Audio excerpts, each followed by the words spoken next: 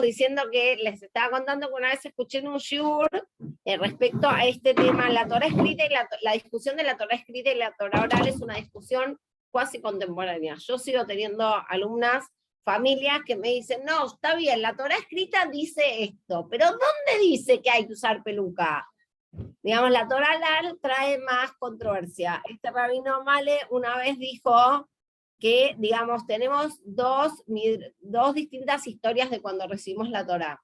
Una dice que apenas Dios dijo, les voy a dar la Torá, nosotros que dijimos, Naase Benishma, haremos y escucharemos como sí, tipo, primero hacemos todo lo que nos digan, ni pregunto, no me interesa, como que nos tiramos como sí, estamos. Y hay otro Midrash que dice, que ¿qué hizo Dios con la montaña? ¿Lo conocen ese Midrash? Hay un Midrash que cuenta que los Yehudim, Dios levantó el Sinai y nos lo puso arriba de la cabeza. Son dos Midrashim. Hay muchos Midrashim que un poco se contraponen. Entonces, después, cuando vino la época de Purim,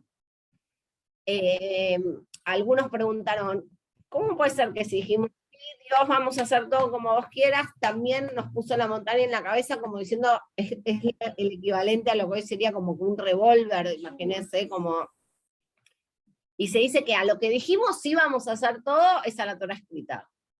Su Midrash. La Torá oral, bueno, no, si no nos agarran con una montaña en la cabeza, nos cuesta un poquito más. De hecho, se dice que la Torá oral, hay un Midrash que dice que en realidad nosotros la recibimos, o sea, la aceptamos en la época de Purim. Por eso todo el lío, digamos, antes de Purim fue porque Mordejai dijo, no vayan a la fiesta, y la gente dijo, pero acá en la Torá escrita no dice que no vayamos a la fiesta, ¿por qué no podemos ir a la fiesta? Bueno, porque la Torá oral que fue transmitida de generación en generación, él, Mordejai, como el líder de la generación, él decidió que, o sea, él, como cada líder de cada generación, dijo que no vayan a la fiesta. La Torá oral sería la parte que dice Moshe, Kubet, Torá. Exacto, lo que empezamos. A los 70. Sí.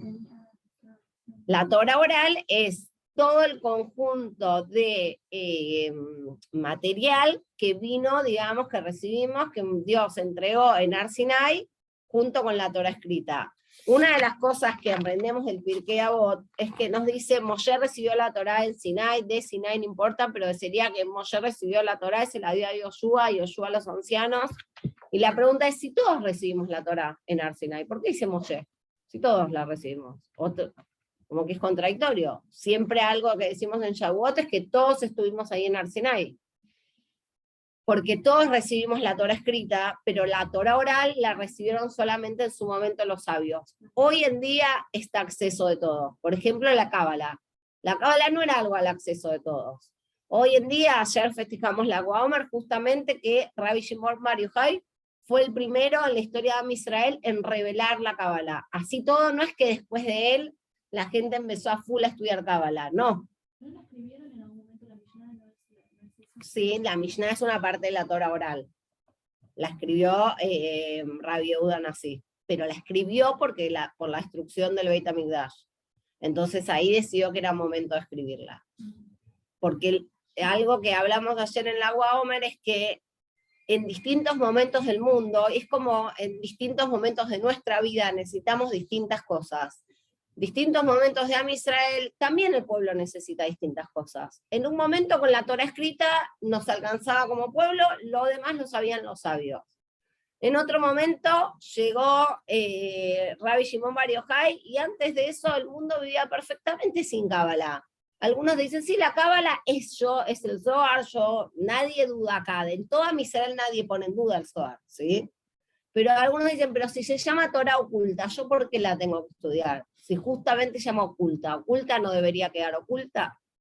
Entonces Rabbi Shimon fue el primero que la revela, y después el segundo fue el Arizal, por medio de su alumno Rabbi Haim Vital, y tiempo después el Baal Shem Tov. Cada uno en cierto grado la va revelando. Entonces, Si se llama Torah oculta, ¿por qué se revela? Porque se revela en el momento que el mundo la necesita. Digo, así como en algún momento la Torah oral fue simplemente oral y pasó de generación en generación, llegó un momento que Rabbi Yehuda Hanasí decidió que había que escribir la Mishnah. Se escribieron los 6 libros de la Mishnah con sus montones de tratados cada uno, y después se escribe la Gemara. Y hoy no nos imaginamos un mundo sin Gemara, ¿sí? Sin embargo, Moshe, la Gemara la supo oralmente, no vivía en un mundo que la Gemara era una enciclopedia como es ahora. Entonces, ¿con esto a qué voy? A que así como el hombre hoy no puede vivir sin celular, o digamos, es difícil, digamos, porque uno está acostumbrado, ni siquiera les hablo del super smartphone, sino el hecho de estar comunicado, más que nada los chicos, si van a un lado. Yo cuando era adolescente me fui de campamento a la ciudad de Sarzipues en Córdoba, me tomé un micro con todo, digamos, mi grupo de los grupos que iba en ese momento. No es que no teníamos celular, no había teléfono en el hotel de Sarzipues. Cuando llegamos, después de 14 horas de viaje, alguien después fue al pueblito y avisó a un padre que habíamos llegado bien 25.000 horas después. Pero estábamos acostumbrados a eso. Yo no sé si me arreglaría que me digan que mi hijo se va a un lugar que no hay un celular. Por eso digo, no estoy hablando de smartphone, que no hay un celular para comunicarse o no hay un teléfono para comunicarse, si pasase algo lo aleno, si alguien se accidenta, ¿cómo van a ir a un lugar sin teléfono? Entonces uno dice, si yo se lo decía a mi abuela, y estamos hablando solo de 2 generaciones, una en el medio, mi papá, digamos, no importa en qué época hagamos este corte, con una generación en el medio, yo le decía a mi abuela, no me animo a mandarlo al campamento porque no hay teléfono, me habían dicho, ¿qué teléfono? Si acá había un teléfono en la cuadra, los teléfonos... Bueno, no importa, está perfecto que vos me digas lo mismo, porque eso muestra que son cuestiones, digamos, que uno se pone como necesidad. Entonces, lo mismo, digamos, pasa con todo, digamos, como que pasó con la Torah oral. En algún momento no fue necesario que sea escrita, y tampoco la gente la estudiaba tanto, sino que Moshe explicaba, digamos, los sabios explicaban lo que tenían que explicar, y la gente estudiaba más que nada la Torah escrita, y la Torah oral eran las cosas que le decían. Pero después de la destrucción del primer Beit HaMikdash, se decide escribir la Torah oral, se escribe la Mishnah. Al tiempo, digamos, tenemos los Rishonim, Aharonim, los que, digamos, los Amoraim, los Tanaim, la gente que, digamos, como que los sabios que de cada época que van escribiendo ciertas cosas, y hoy nadie va a decir, yo vivo mi judaísmo sin Gemara, o sin Shulchan Aruch, porque, digamos, de la Torah escrita, digamos, necesitaste un nivel de sabiduría judaica muy alto como para poder de ahí sacar una halajá. Simplemente nosotros recurrimos al Shulchan Aruch. El Shulchan Aruch también es la Torah oral, ¿sí? No vino. Lo único que es Torah escrita es la Torah, los 5 libros de Moshe. Entonces, ¿qué pasó con Antignos? Tuvo estos 2 alumnos, Tzadok y Baitos, y ellos interpretaron que esta Mishnah daba a entender que no había una recompensa por cumplir la Torah, ni tampoco un castigo. Por ende, si no hay recompensa ni castigo, hago lo que quiero, y ellos deciden dejar de cumplir la Torah. Ya les contesto de que intentan, digamos, convencer a gente dejando totalmente de cumplir, no lo consiguen, deciden ir por otro camino, de decir, cumplo la Torah escrita y no cumplo la Torah oral, y...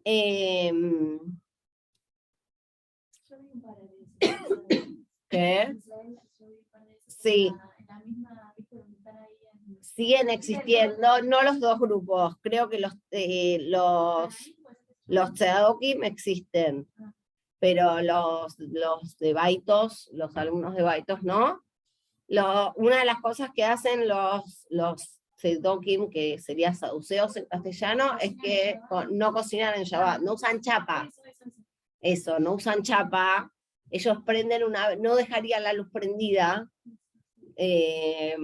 prenden una vela y hasta lo que dure, digamos, pero nosotros, ¿de dónde ellos eran los que salían en principio de mes a decir que era otro Rosh Hodesh? Por eso todo lo del anuncio de del inicio del mes. Ellos trataban de hacer fogatas distintas. Antes se hacía una fogata para avisar que era Rosh Hodeh. Estoy hablando antes de antes. Y ellos trataban de cambiarlo porque decían que era distinto, pero ¿de dónde sabemos que ellos no tienen razón? Digamos, porque no tienen razón.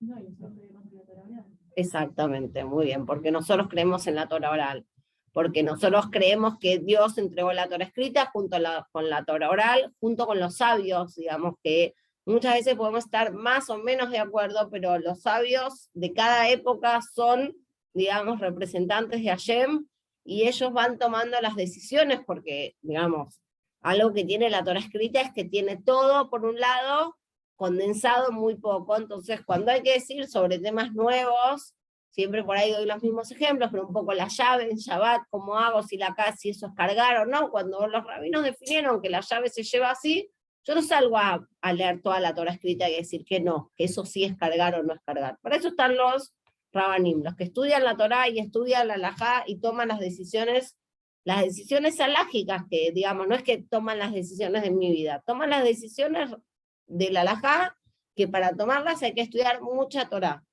Entonces, una vez que ellos la toman, nosotros, digamos, acompañamos.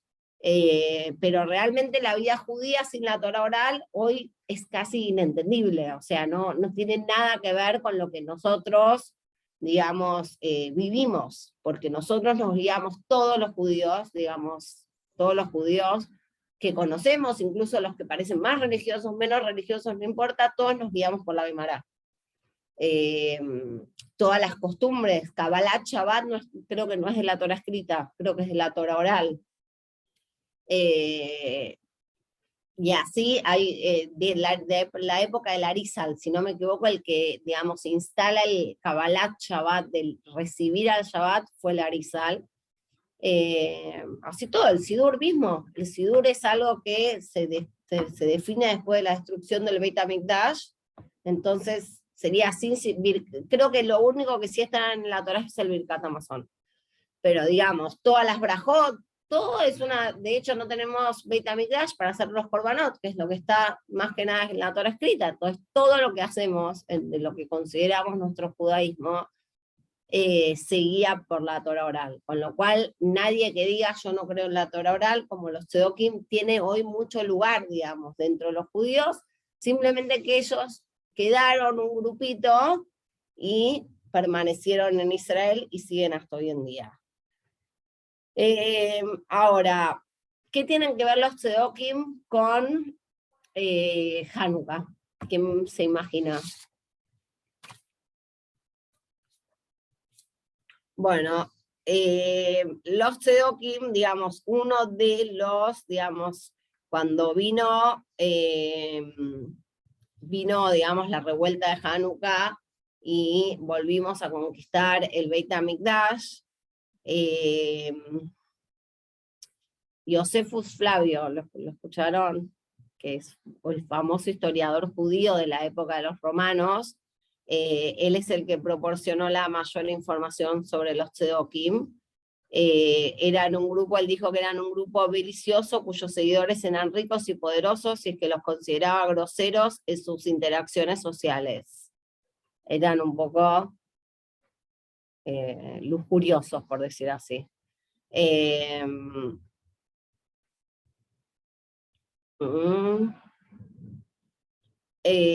Acá tenemos otro grupo que eran los fariseos, digamos, ellos, digamos, discutían, eran otros de los grupos que discutieron, digamos, el judaísmo. ¿Qué pasó? Cuando después de que los Macabeim recuperan Jerusalén, recuperan Yehudá, hubo un tema que los Macabeim no eran descendientes de Yehudá. Y hay una frase que dice que Lo Yasur Shevet mi Yehuda, ¿sí? O sea, eso lo dijo Jacob, el patriarca dijo que en Israel no va a haber un rey que no sea de Yehuda, descendiente de la tribu de Yehuda. Y los Maccabim no eran descendientes de Yehuda. Entonces, de alguna manera, lo que ellos tenían que haber hecho era, una vez que conquistaron Jerusalén, que conquistaron, no era Jerusalén, era Masada, que conquistan Israel, que le ganan a los romanos, haber puesto un rey de Judá.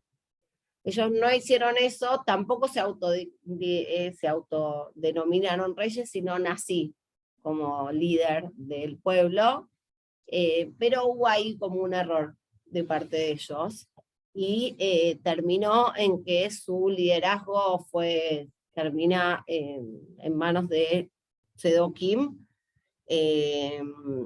uno de los, creo que, hijos de uno de los últimos Macabim, terminó, digamos, siendo, dice, los saduceos apoyaban firmemente al hijo de Shimón.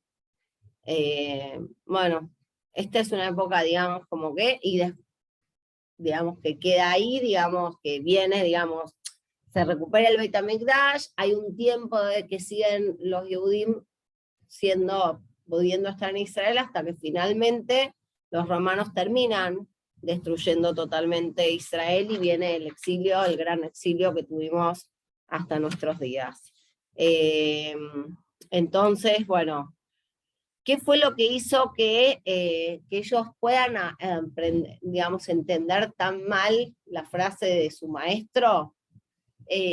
Su maestro, dijimos Antignos, él dijo que a su entender, digamos, ellos les faltó Yirat Shamayim, les faltó temor al cielo. Y por eso malinterpretaron, digamos, como que, yo creo que, digamos, si uno quiere interpretar algo así, claramente cualquier frase le hubiese venido bien para pensar que, nada, creo que la frase es bastante clara, y lo único que Antignos nos quiere decir es que uno no tiene que cumplir las mitzvot como que por el premio, por el castigo, sino que lo tiene que hacer por amor a Dios. ¿Sí? Hay un maise que cuenta que el Baal Shem Tov una vez terminó varado en Estambul antes de Pesaj, sin lo que se necesita para Pesaj, sin matzot, sin vino, y realmente como que no sabía muy bien qué hacer, y se encontró con un hombre rico que le ofreció, digamos, todo, le dijo, yo te ofrezco todo para Pesaj, pero te voy a pedir una sola cosa, es que te pido una braja para hijos. Y el Baal Shem Tov, la verdad es que vio en el Shamaim que él no tenía destinado a tener hijos, este señor. Entonces agarró y le dijo, te doy una braja para que tengas hijos. Y desde el cielo se escuchó una voz que decía que el Baal Shem Tov había perdido su porción en el mundo por venir. Porque listo, no se puede, Dios no contradice la palabra de un tzadik.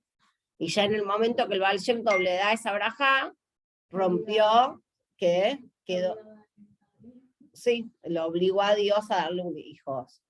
Entonces, como que bueno, la penalización por eso fue que el Baal Shem Tov no iba a poder tener una parte en el mundo por venir. Y se pone a bailar, a cantar, y la gente le dice, como que, ¿qué es lo que cantas y bailás? Tipo, perdiste tu porción en el mundo por venir. Ahora estoy feliz porque ahora va a quedar claro que todo lo que hago es por amor a Dios, exactamente. O sea, ya está, ya no tengo ninguna recompensa. O sea, ya está listo, perdí toda recompensa, ahora todas las mitzvot que haga quedan en evidencia que son solamente por amor a Dios. Recompensa ya no voy a tener, obviamente después de esa frase Dios le devuelve su recompensa y vuelve a tener una parte en el mundo por venir. Entonces, bueno, obviamente que pensar en, digamos, tampoco tenemos que ir tan alto en un nivel como el Baal Shem Tov, pero podemos pensar un poquito. Hay algunas palabras que son opuestas, amor y temor, por ejemplo, y se combinan en nuestro amor a Dios, digamos, en nuestra relación con Dios. Y hay otras dos que, digamos, también son en cierto punto opuestas, que es la acción y la emoción, ¿sí? Hay un midrash que dice, una frase que dice, Aikar Guamase, lo más importante es la acción, y si uno va a preguntar a un rab, dice, yo la verdad no me gusta dar caridad, lo hago contra mi voluntad, pero bueno, di la caridad, vale o no vale, te va a decir que tiene valor porque uno hizo, digamos, lo que tenía que hacer, y si otra persona está horas y horas pensando que lo mejor que podría hacer en mi vida es dar caridad, y pensarlo, y lo siento, y quiero hacerlo, y no lo lleva a la acción, de alguna manera la mitzvah no la cumplió. Si un hombre se pone el tefilín con mucha cabana, o tiene mucha cabana de ponérselo y no se lo pone, al final que cumplió la mitzvah, cuando decimos Baruch atah Hashem Elokeinu melech haolam asher quichanu bemitzvotav, para decir esa frase vamos a cumplir una mitzvah. Si no la cumplí, no importa cuánta cabana tuve, ¿sí? Porque no puedo decir que cumplí la mitzvah. Si yo tengo toda, digamos, yo voy a recibir Shabbat espectacular, y realmente estoy 3 horas antes de encender las velas, conectada, estudiando, rezando, lo que quiera. Y cuando llega el horario de las velas, no las prendo, no puedo decir ayer Kichanu me mitzvotao, porque la mitzvah no la cumplí. Entonces tenemos un lado que nos dice, todo esto que estoy diciendo me estoy inclinando hacia que lo importante es la acción. Ahora tenemos otra frase en el judaísmo que dice que una acción sin dirección, sería sin kavaná, sin dirección del corazón, es como un cuerpo sin alma. ¿Sí? Entonces, por otro lado, uno diría, en lo personal, ¿quiero hacer mitzvot sin ninguna kavaná? ¿O quiero trabajarme a mí misma para sí querer hacerlas, digamos, sí disfrutar? Sería en el mientras tanto. Una cosa es decir, al principio, cuando empecé a darse de acá, lo hacía sin querer, sin tener ganas, ni siquiera estoy diciendo, digamos, hay mitzvot que a veces, no sé, yo tefilá, generalmente tengo ganas. Hay veces que en Arbit estoy cansada, o sea, la verdad estoy cansada, y me quiero ir a dormir, y me tengo que levantar y buscar las chanclas, y ponerme a hacer tefilá, y bueno, muchas veces tengo más o menos cabana, pero lo cierto es que no lo hago con reticencia. Si máximo lo hago sin tanta emoción, pero no es algo que lo hago contra mi voluntad. Hay veces que hay otras cosas que cuando uno las empieza a cumplir, cuestan un poco más. Por ejemplo, siempre traigo la mitzvah de acá porque es fácil de explicar que no siempre nos sale ser tan generosos con nuestro tiempo ni con nuestro dinero. Pero bueno, uno puede empezar por hacerlo y después se supone que lo va a ir sintiendo. Entonces, de esto se trata esta Mishnah un poco, la Mishnah de Antignos y Sojo. Es lo que trae esta contradicción, de la mitzvah la estás haciendo igual. Él dice, no sirvan a Dios como siervos que trabajan para su amo para recibir una recompensa, sino que sean como siervos que trabajan para su amo por amor y no para recibir una recompensa, y que el temor al cielo esté sobre vosotros. Entonces, él lo que nos está diciendo, está hablando de, ya la mitzvah la vas a hacer, él te está diciendo que tendrías, digamos, como que no la hagas en pos de la recompensa. Sin embargo, esto también contradice en algo la Torá, ¿sí? Tenemos algunas mitzvot que nos dicen que nos van a dar Arishkut Yamim, que nos van a dar larga vida. ¿Cuáles son? Respeta a tu padre y a tu madre y así alargarás tu vida, así lo trae directamente la Torá escrita. Con lo cual hay una recompensa. Y la de espantar a la paloma también, de su vida. Exactamente, y espantar a la paloma. Muy bien, Agus. Espantar a la paloma también nos dice que es una mitzvah que va a alargar la vida, por eso está todo el maíce de Elisha Ben Abuya, cuando un papá le dice a su hijo, subite al árbol y espanta a la paloma, y el chico se cae y se muere. Esto es un maíce de la Gemara, que cuenta que estaba Elisha Ben Abuya, que fue uno de los 4 que conoció el Pardés, ¿sí? Por eso yo hoy conté un poco sobre Rabbi Shimon, porque dije que hoy la cábala está al acceso de todos, porque así es como el mundo lo requiere. Cuando hablamos de esa época de Rabbi Shimon,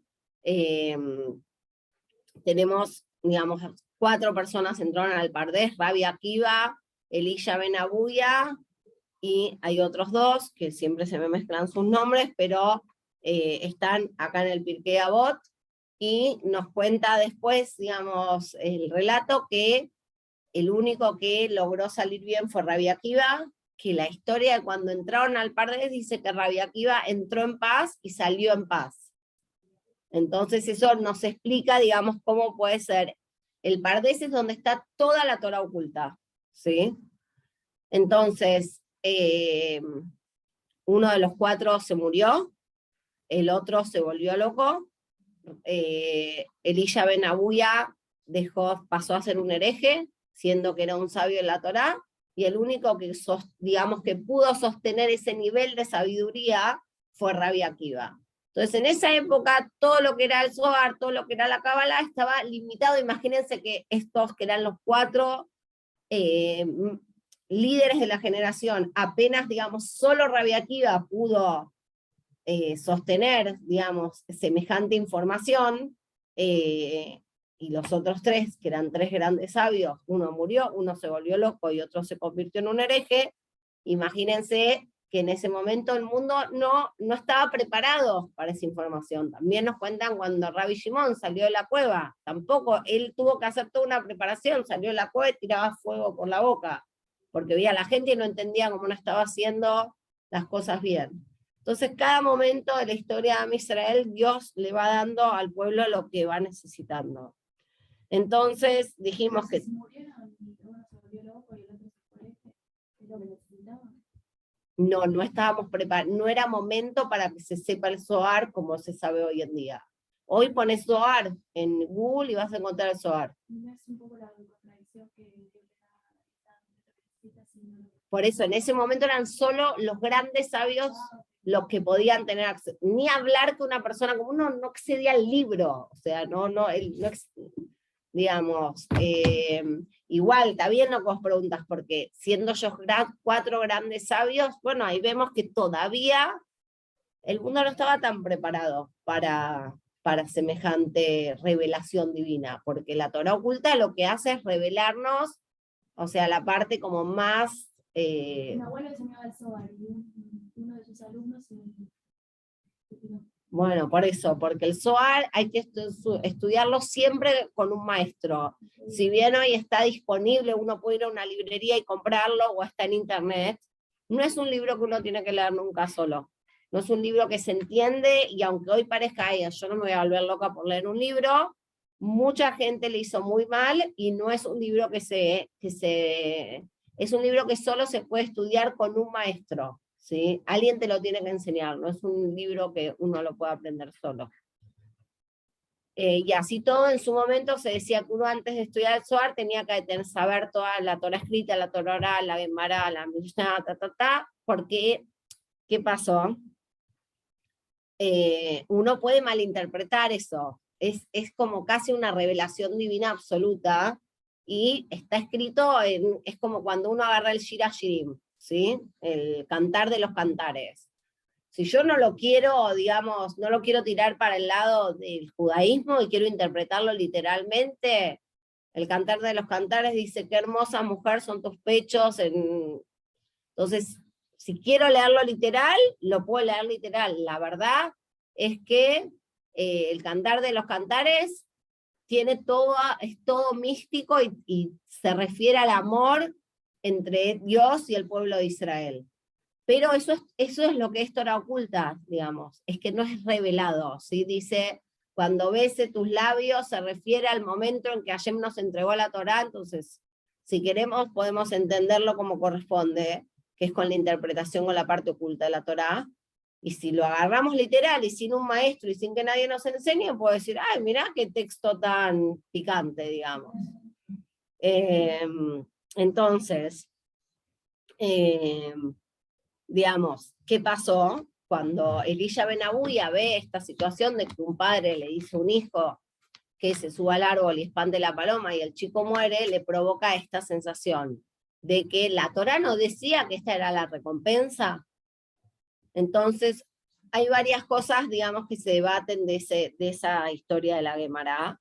Una es que puede ser que el Arihut Yamim se refiera a el mundo que va a tener larga vida, en el mundo por venir.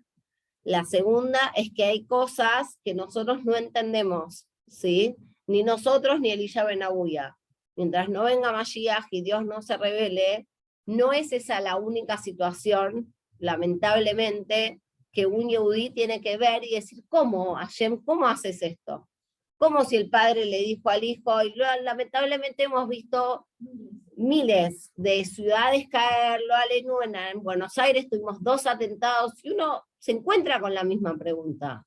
Pero mientras vivamos en el mundo sin la llegada de Mashiach, sin la revelación real de Dios, no lo vamos a entender esas cosas. Entonces, pretender entenderlas nos va a llevar a que, ponerle que entendamos muchas, esta la voy entendiendo porque yo estudié esto y ahora la asocio y la entiendo, y en algún momento me voy a encontrar con algo que no me va a cerrar, porque la realidad es que Dios está oculto, ¿sí? Olam, digamos, la palabra Olam, que Dios creó el mundo, viene de la palabra Elem, que es ocultamiento, y Dios creó el mundo y se ocultó, ¿sí? Su intención es que el hombre se conecte con él, lo encuentre, lo busque, pero no es que Dios va a estar revelado, ¿sí? Entonces, en el momento que el hombre come el fruto del árbol, mezcla lo bueno y lo malo, el mundo se dispone a ser así, y nosotros tenemos que encontrar lo bueno en lo malo, y sacar lo malo de lo bueno, y lograr volver a ese estado de ideal de perfección que va a ser cuando venga Mashiach, en que lo bueno, ¿cuántas veces uno dice, pero esa persona tan buena y le pasaron estas cosas, no se lo merece, y después hay gente que bueno, porque el mundo que Dios creó, este mundo, si bien decimos que todo lo que hace Dios es bueno y es para bien, no siempre revelado. Por eso en Rosh Hashanah decimos que tengas un gran año, Banire Bebanile, en lo visto y revelado, porque sí, sabemos que Dios todo lo que hace es para bien, pero uno también quiere poder verlo y que le sea, y disfrutarlo, y que le sea revelado a sus ojos. Entonces, lo que nos está enseñando en Tignos es que, digamos, y esto también una vez en un libro lo leí, ¿por qué las mitzvot? Las mitzvot en realidad cada mitzvot tiene su recompensa. Nosotras no la sabemos. Se dice que hubo una vez un libro, creo que el Rambam me escribió un libro que decía, tal mitzvah, tal recompensa. Alguien, no me acuerdo bien el maíz, alguien lo escribió y en algún momento existió. Cada mitzvah tiene su recompensa. Nosotros siempre decimos, Sheshar mitzvah mitzvah, que la recompensa de una mitzvah es otra mitzvah, Ishara verá, y la recompensa de hacer algo no bueno es hacer más cosas no buenas, porque la verdad es que cuando uno hace una verá, eso lo termina llevando a otra saberot, y cuando uno hace una pequeña mitzvah, esa pequeña mitzvah nos termina llevando a otras mitzvot. Entonces la pregunta es, las mitzvot tienen su recompensa, ¿por qué no las sabemos? Por ejemplo, se dice que y tener invitados en Shabbat, ¿qué trae? ¿Y de qué serviría saberlo si el bendito a veces se murió? Ok. No sabemos el pago de Hashem de las mitzvot. La que no lo hagas por el pago. Exactamente. No sabemos, nosotros no sabemos, por varios motivos, un poco por lo que dijeron todas. Un poco voy a empezar por Yoyana, un poco porque para que no hagamos las mitzvot esperando una recompensa, que es lo que nos dijo Antignos, y que uno haga la mitzvah, sino uno va a empezar a elegir, a ver, esta mitzvah, a ver, agarrame el libro, yo quiero sentirme más saludable, ¿qué mitzvah hago? Ah, eso tenés que hacer Sheakol, tratar de, ¿sí? Algunas mitzvot sabemos la ¿Es esa? No, ni idea. Pero el libro, ¿cómo se llama el libro? No, el libro no quedó revelado a las personas. ¿Lo podés adquirir? No.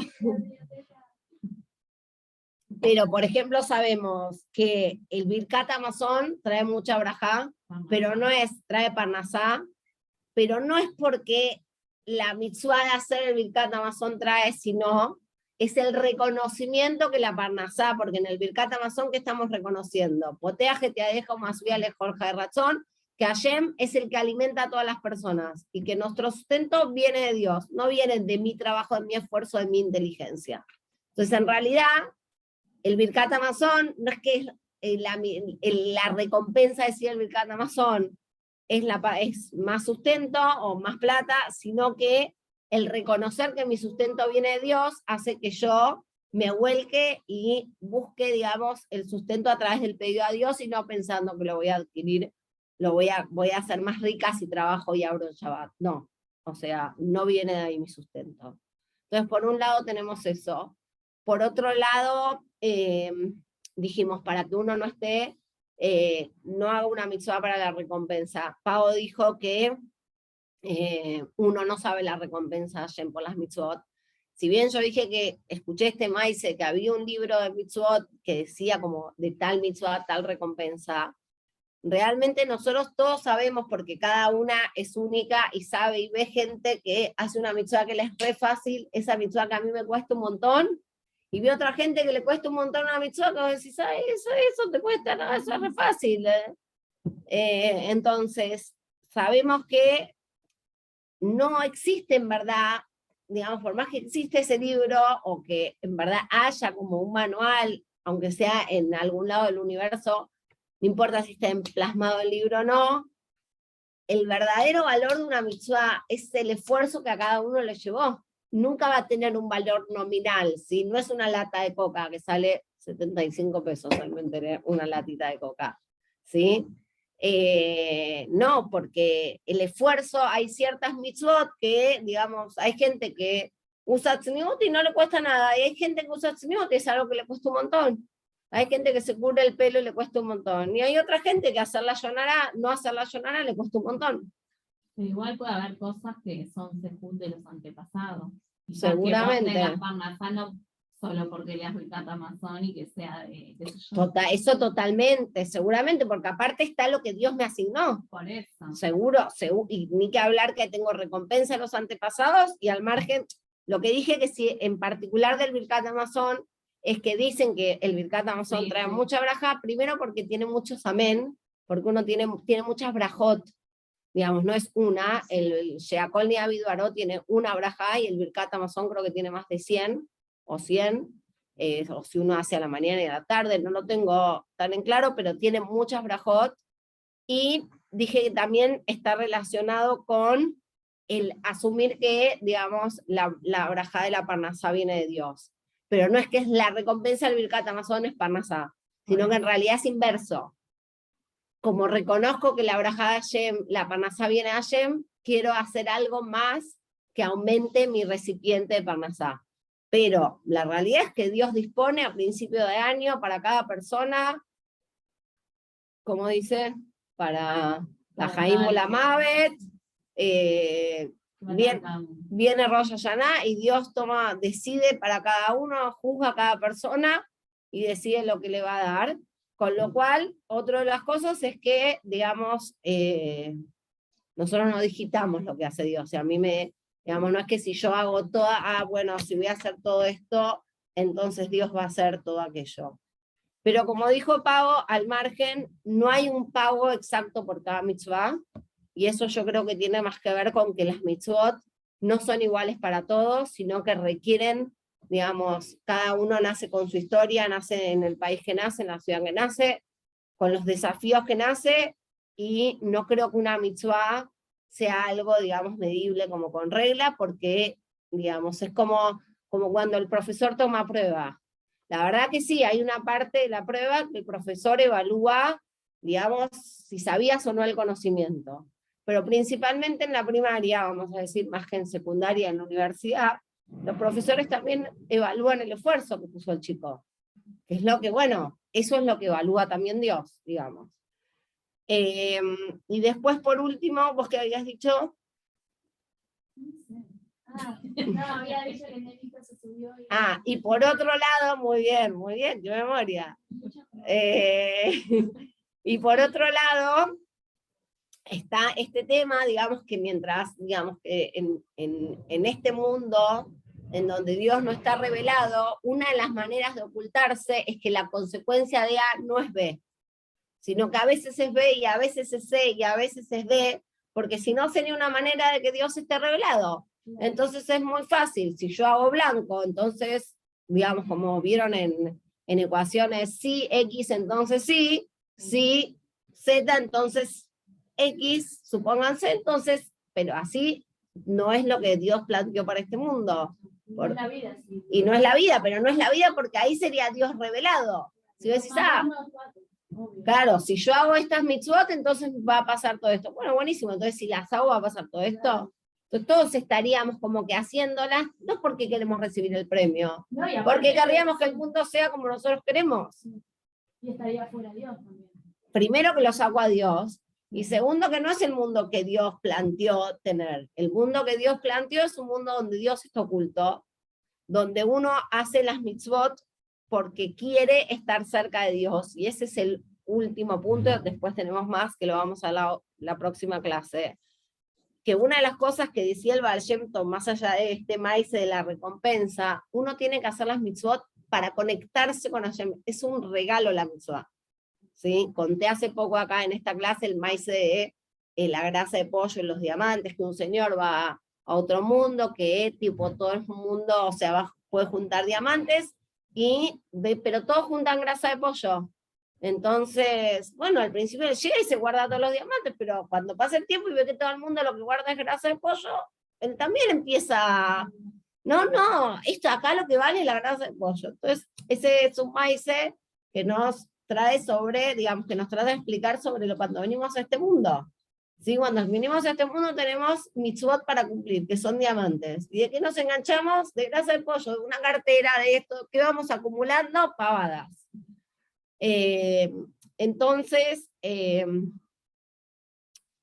nosotros tenemos, digamos, las mitzvot, lo que son, digamos, la palabra mitzvah viene de la palabra tzibuit, que es ordenanza, pero también viene la palabra tzavta, que es, digamos, como que unirse a algo. Entonces, nosotros podemos usar o la mitzvah como una orden, ayer me ordenó, y esto puedo y esto no puedo, como un chico, digamos, que a los chicos les dice, esto puedes y esto no puedes. O podemos aprovechar la mitzvah como parte del vínculo que Hashem nos dio para conectarnos con él. ¿Sí? También ahí hay una elección propia. Así que bueno, si Dios quiere, nos vemos la semana que viene. Saludos a todas las que están allí.